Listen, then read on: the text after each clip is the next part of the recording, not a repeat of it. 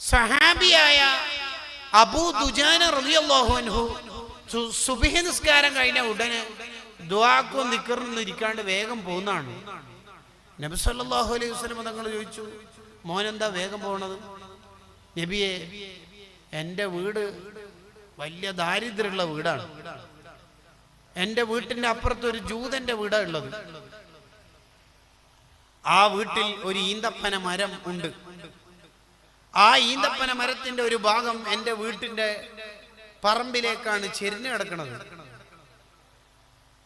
കാറ്റൊക്കെ വന്നാൽ അതിൽ നിന്ന് പഴുത്ത ഈത്തപ്പഴം എൻ്റെ വീട്ടിന്റെ മുറ്റത്ത് വീഴും.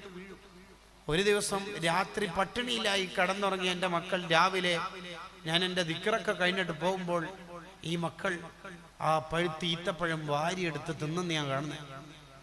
ആ പണം നമുക്ക് ഹലാലല്ലല്ലോ, ആ പഴങ്ങൾ എന്നതുകൊണ്ട് ഞാൻ അതൊക്കെ അപ്പുറത്തേക്ക് വലിച്ച് മതിലിൻ്റെ അപ്പുറത്തേക്ക് അവരുടെ വീട്ടിലേക്ക് എന്നെ എറിഞ്ഞു.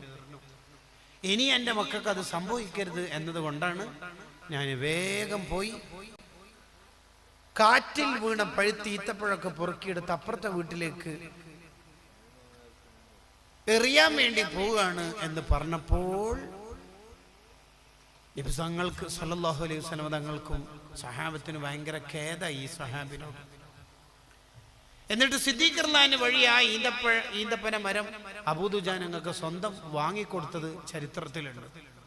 കണ്ട ആ സ്വഹാബിയുടെ ഒരു സൂക്ഷ്മത ഉണ്ടോ? പട്ടിണി കിടന്ന എൻ്റെ മക്കൾ പട്ടിണിയാണെങ്കിലും അപ്പുറത്തെ വീട്ടിലെ ഈന്തപ്പന മരത്തിൽ നിന്ന് വീണ ഈത്തപ്പഴം പറമ്പത്ത് വീണാൽ തിന്നരുത്, എൻ്റെ മക്കൾ നന്നാവണമല്ലോ എന്ന ചിന്തയാണ്. പഴയ കാലത്തെ ഭാര്യമാർ ഭർത്താക്കന്മാര് ജോലിക്ക് പോകുമ്പോ പറയൂ, അത്ര കിതാബുകളിൽ കാണാം,